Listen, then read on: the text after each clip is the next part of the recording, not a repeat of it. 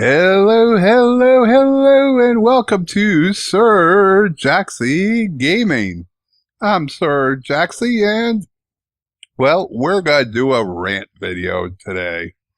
Now, it's been a while since I've done a rant video just because, well, I haven't had a reason to really rant. I'm sure I have, but not a big enough one. What brought on this rant is, well, because of the gameplay you're watching here in the background. This background footage, you will see me die repeatedly over and over and over again. You see, I started playing a little game known as the Elder Scrolls Arena. That's right, the first Elder Scrolls game. And I've been playing games for many, many years now, video games that is. Been playing other games for a number of years as well. But I very quickly learned when I tried to play and record Arena that I had not only been spoiled, but that the gaming industry itself had changed dramatically. You see, there were no tool tips, there were no guides, there was no hand-holding to take and tell me even how to kill a basic rat. So instead, I went back to my Elder Scrolls Anthology CDs, and I dug out the Elder Scrolls Arena manual. All 94 pages of it. That's right, ladies and gentlemen. This has a 94-page manual. And I started reading that manual to learn how to relearn, I should say, how to play these older games.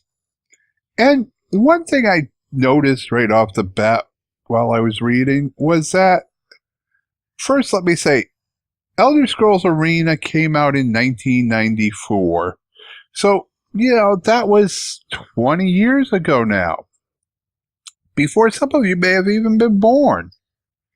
But when that game came out, it actually had a warranty with it. That's right, and let me just read you a little blip here of the limited warranty. If your software should fail under normal use within 90 days of purchase, return it to your dealer or directly to us for a free replacement. After 90 days, include those $10 and return only the specific item of defective software directly to us. This warranty applies to the original purchaser only. Imagine that, a gaming company that not only put out a complete game when they put it out, but stood behind that game and said, if you find anything wrong with your copy of the game, send it back to us for a completely new copy. Absolutely mind-boggling. Especially in today's day and age where not only games are put out without any type of warranty, not only if you buy a game that you cannot run on your computer system no matter what, even though your system meets those minimum specs, you can't get your money back. Steam already has it in their pocket. They're going to keep it. The publishers already have it. Ubisoft has your money. They're not going to give it back to you. Now they may say, well, if we ever get this fixed, we'll give you some free DLC. By that point, what the hell do you want the DLC for? You've already got a broken game you spent $60 on that you can't do a damn thing with. 20 years ago, folks, they would give you a new copy. They stood behind their games for 3 months after you bought them, and then even beyond that. One of the other things I found really interesting when I was reading through the beginning of this manual, besides just the warranty information, they would actually give you their phone number to call for the support line to help you take it if you got stuck in part of the game. And the whole attitude of the games, the very beginning of this manual is like a 5-page storyline, prologue of what the game's going to be all about, what's going on. They don't do that anymore. Back then, the manuals were there to get you hyped up, not the marketing and the sales and the advertisements. I have to say, I was really impressed when I read a couple of other things here within Bethesda's manual. VJ Lakshman, their chief designer, had a whole beginning in here. And one of the things that really struck me with this too was what they were trying to accomplish with this game. Yeah, they come right out and say, remember the old pencil and paper RPGs. The limits of your adventure were only defined by your own imagination. They wanted to create a game that was defined by your imagination. No one that held your hand and walked you through the world and said, you gotta walk down this path, even though you could go down that path, but we got an invisible wall over there. They gave you side quests. They gave you quests that you could do or you didn't have to do them. You didn't have to go find 10 boars to slay in order to take and get, the golden ring, because you didn't absolutely need that golden ring to finish the game. I'm trying to find right now, I'm looking through the manual. I should have marked off the spot, but there was one other thing I really wanted to mention. And then I'm going to stop my little rant because at this point, I more wanted to cover the fact of the warranties, and not only the warranties, but how we've got lazy over the years. Yes, the graphics have come a long way, and they look phenomenal now. They really do. But at the price of those graphics, we've lost the imagination within the games. And that really is sad. It's something that really, I don't know, it really hit home when I read this one little section that I'm trying to find. It's in the designer's notes. Let's see. In the Elder Scrolls, there is no absolute right or wrong. We have always held that the idea of good versus evil is a bit cliché, however effective it may be for running the story. Things in the real world are rarely black and white. We did include an overall quest for those of you who wish to participate in the never-ending battle of light versus darkness.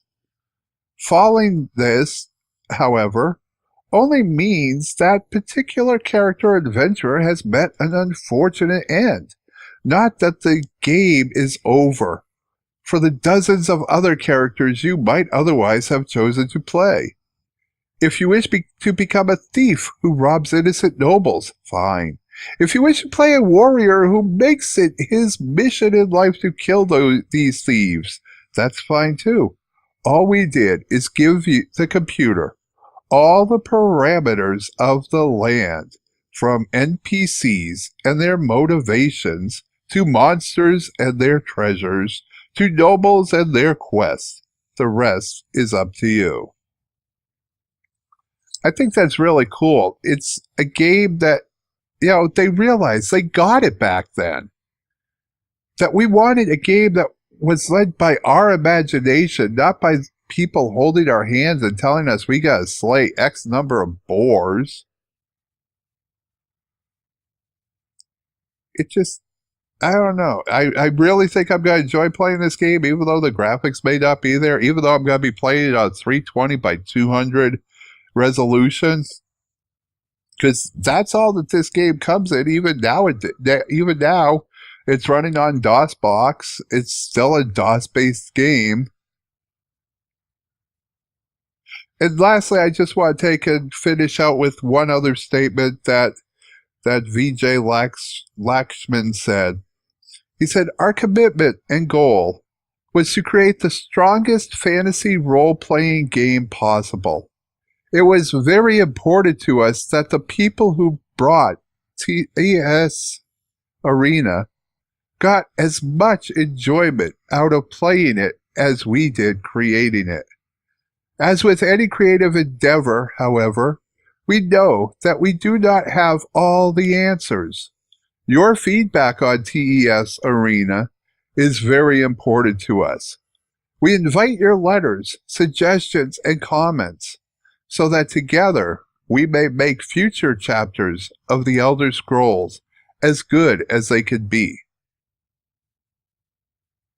I mean, how many chief designers nowadays ask you for your input on their game? I can't think of any. You know, maybe a handful of studios.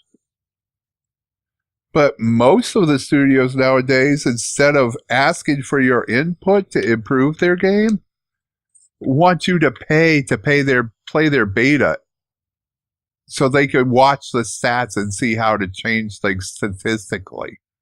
They don't even ask for your feedback when you're paying them to play their beta game.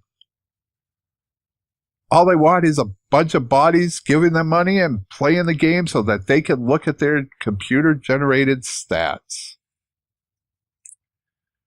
It's a sad time when you think about it. When you look that far back on gaming, 20 years ago, to see what they were coming out when gaming was at its true infancy. Video gaming was at its true infancy. When you look that far back, these guys had a passion. It wasn't about the money. They weren't making games for the money back then. They were making the games for the love of the game.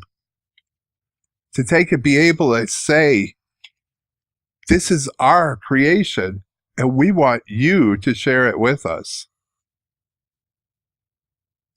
I really wish developers would sidestep the publishers more often and get that passion back.